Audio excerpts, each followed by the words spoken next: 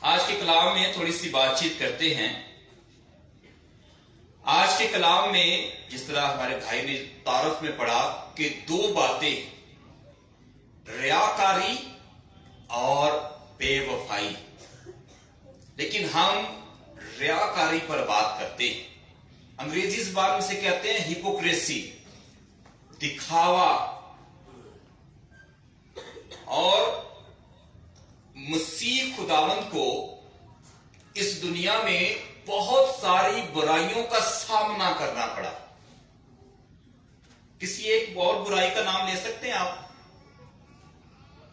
کہتے ہیں نا آپ لوگ کئی لفظ استعمال کرتے ہیں، دنیا کی بڑی برائی آ گئی ہے جی۔ ایک برائی یعنی مسیح اچھائی ہے، مسیح مقابلہ کرنے کے لیے آیا ہے برائی کا۔ ایک برائی جھوٹ ہے، ایک برائی فریب ہے، ایک برائی دھوکہ ہے، ایک برائی لالچ ہے، ایک برائی حسد ہے، بہت ساری برائیاں، برائی یا بدی۔ اور اے ہمارے باپ کی دعا میں آپ کیا کرتے ہیں کہ ہمیں ہر بدی سے بچا، ہمیں ہر برائی سے بچا۔ کس سے کہتے ہیں؟ خدا باپ سے۔ اور ان برائیوں میں سے ایک برائی ہے ریاکاری، ہپوکریسی، جسے مسیح خداوند سرے عام اس کی مذمت کنڈیم کرتا ہے۔ اور کلام میں وہ کیا کہتا ہے کہ فقیوں اور فریسیوں کی طرح نہ ہونا۔ وہ جو باتیں تم سے کہتے ہیں وہ کرو، لیکن جو وہ عمل کرتے ہیں وہ تم نہ کرو۔ اب ہم شریعت کی بات مانیں یا مسیح خداوند کی بات؟ کس کی بات ماننی ہے ہم نے؟ مسیح خداوند کی، کیونکہ ہم مسیحی۔ اور مسیح کہتا ہے کہ فقیوں اور فریسیوں کی بات ضرور مانو لیکن ان جیسے کام نہ کرو۔ تھوڑا سا کھول کے بیان کرتا ہوں کہ اسرائیل قوم کے 12 قبیلے، ان قبیلوں میں سے ایک قبیلہ لاویوں کا۔ لاوی کون ہے؟ کاہن۔ کاہن کا کام کیا تھا؟ صرف اس قربان گاہ پر خداوند کے نام کی قربانیاں چڑھانا، بس۔ تعلیم دینا نہیں تھا، جیسے میں یہاں پر کھڑا ہو کر پلپٹ پر آپ کو تعلیم دیتا ہوں، یہ تعلیم دینا نہیں تھا، صرف قربانیاں چڑھانا۔ اور اس کے بعد تعلیم دینے کا کام فقیوں اور فریسیوں کا، یعنی یہ اپنی اس جماعت میں یہودیوں میں عالم لوگ تھے جو شریعت کو سمجھ کر شریعت کی باتیں لوگوں کو سناتے تھے۔ موسیٰ کاہن تھا کہ نبی؟ شاباش، موسیٰ نبی تھا، نبی نبوت کرتا ہے اور کاہن خداوند کے حضور پاک قربانیاں گزرانتا ہے۔ تو فقی فریسی لکھا ہے یسوع سے کہتا ہے کہ یہ موسیٰ کی گدی پر بیٹھتے ہیں اور شریعت کو بیان کرتے ہیں۔ خدا نے کتنے حکم دیے؟ 10، لیکن فقیوں اور فریسیوں نے ان 10 حکموں کو 613 حکموں میں تبدیل کر دیا۔ تو مسیح کہتا ہے کہ ان جیسے جو راستے کی باتیں یا ہدایت کی باتیں بتاتے ہیں ضرور سنیں، لیکن اگر یہ لوگ آپ کو کہتے ہیں معاف کرو اور خود کسی نے معاف کر دے، کوئی نہیں، میں فادر ہوں، میں ادھر کھڑا ہو کے آپ کو کہوں جی معافی دیو، معافی دیو، معافی دیو، تو یہ باتیں ہمارے لیے اچھی نہیں ہے کہ پہلے کہہ جی آپ ہی تے عمل کردا کوئی نہیں تے سانو کیڑی منہ نال کہن دیا کہ معاف کرو۔ یہ عمل کر کے دکھانا پڑتا ہے۔ تو اسی لیے مسیح کہتا ہے کہ اگر تم نے ان کی تعلیم پر عمل کرنا ہے تو اگر یہ اس پر عمل کرتے ہیں تو پھر ان کے پیچھے چلو۔ تو یہ فریسی کیا کرتے تھے کہ یہ لوگ مسیح کی شریعت کی تعلیم کو پھیلاتے تھے، لیکن بڑے بڑے، میں نے پہلے پچھلے بار بتایا کہ اتنے بڑے بڑے تعویذ اپنے ماتھے پر باندھے تھے جسے خداوند یسوع مسیح بھی ذکر کرتا ہے۔ وہ ہوتا ہے نا کہ دعایا نمازی جاننے کے لیے ظاہر داری کہ یہ ماتھے پر انہوں نے باندھے ہیں تو پتا چلنا چاہیے کہ یہ پرہیزگار بندہ ہے۔ یہ तशनीह शरा 6 बाब उस पर अमल करता है कि सुनना इसराइल कि खुदावंद तुम्हारा खुदा है, कि उसमें तुम अपने सारे दिल, अपनी सारी जान और अपनी सारी अक्ल, अपनी सारी ताकत से प्यार कर। फिर वो अगर चर्च में या इबादत गाह में आते हैं तो वो लोग नीचे बैठना पसंद नहीं करते। क्यों नीचे बैठना पसंद नहीं करते? उनकी इज्जत में फर्क आ जाता है। उनके लिए सिर्फ हैकल में कुर्सियां लगती थी, पूर्ण निशात से कहते, सदर नशीनी, स्पेशल कुर्सियां इबादत में लगती थी कि जो लोग नीचे बैठकर इबादत करते हैं उन्हें पता चले कि ये कोई आम लोग नहीं है, ये बड़े आला दर्जा के मजहबी स्कॉलर है, इनकी इज्जत करनी चाहिए। फिर वो चाहते थे कि लोग उन्हें सलाम करें, लोग उनकी इज्जत करें, और अगर उनकी कोई इज्जत नहीं करता था तो वो गुस्सा करते थे। तो मसीह कहता है कि ये तो सरासर खुदा की तालीम और जो मसीहत की तालीम है उसके खिलाफ है। नीचे बैठना, नीचे बैठकर इबादत करना हलीमी और फरोतनी की अलामत है। मैं माजरत के साथ तो गिरजे च बेंच ना लभे तुसीं रोस के टुर जांदे हो। सारे पाकिस्तान में तो बेंच नहीं पड़े हुए। कभी आपने हमारे मुसलमान बहन भाई को देखा किसी मस्जिद में बेंच लगे, किसी मंदिर में बेंच लगे, कुर्सियां लगी है किसी जगह पर? तो ऐसी मगरूरी वाली इबादत जो है खुदा को तो पसंद ही नहीं है कि मुझे बेंच नहीं मिला तो मैं तो गया भाई, मैं अगली बारी गिरजे ही नहीं जाना, नीचे बैठता हूं मेरे घुटनों में दर्द होती। भाई ये इबादत है। कलीसिया ने आपको ये इबादत में उठना बैठना, उठना बैठना, उठना बैठना, वर्जिश के लिए भी ये आपके लिए जरूरी।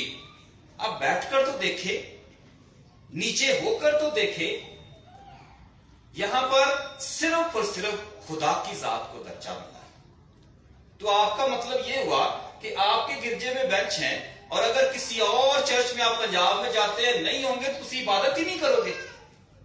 क्या करेंगे आप? छोड़ देंगे वो गिरजा, छोड़ देंगे। तो आ गई ना मगरूरी, आ गई ना रियाकारी, आ गई ना दिखावा कि मुझे अगर स्पेशल प्लेस नहीं मिला खुदा के घर में, मुझे पूर्ण शाद और आला दर्जे की कुर्सी नहीं मिली, तो मैं तो इबादत ही नहीं करूंगा, खलोता रहूंगा लेकिन मैं बहना नहीं। सारी इबादत में यही सोचता रहूंगा कि साढ़े बेंच पे फलाना पै गया। बार बार आपने खुदावन की सलीब पर नहीं उस बंदे पर नजर रखनी है कि इन्हें आज कीता की साढ़े ना। समझे मेरी बात? तो मसीह ऐसी सोच के खिलाफ है। इसे कहते हैं हिपोक्रेसी, रियाकारी। आप अपने बच्चे को कह रहे हैं खबरदार बेटा झूठ नहीं बोलना, और गेट पर कोई बाप को पूछने के लिए आता है तो बाप बेटे को कह रहा होता है कह दे जाके पाप कार नहीं। समझे नहीं सोच को?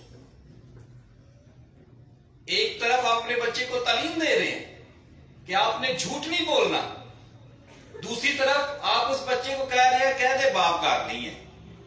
फिर वो बच्चा दुनिया का झूठा तरीन बच्चा हो जाएगा तो वो कहेंगे जी असा तो कोई नहीं सिखाया इन्हों, पता नहीं ये बातें कहां से सीखता है, ये सोसाइटी खराब है, ये बाहर उठता बैठता है, ये फलां उसका दोस्त है उसके साथ बैठता है, उसने उसे सिखा दिया।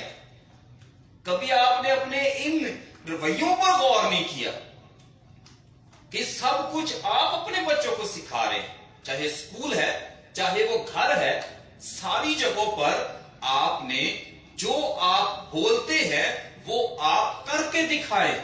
इसी को मसीह आज कह रहा है कि हिपोक्रेसी नहीं, दिखावा नहीं, रियाकारी नहीं, ये बुराई है, ये जुर्म है, ये बदी है, ये गुनाह है।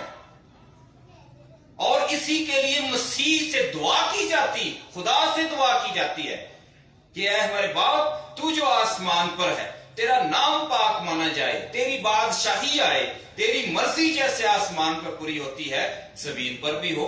ہمارے روز کی روٹی آج ہمیں دے، جس طرح ہم اپنے قرض داروں کو بخشتے ہیں تو ہمارے قرض میں بخش، اور ہمیں آزمائش میں نہ ڈال بلکہ ہمیں برائی سے بچا۔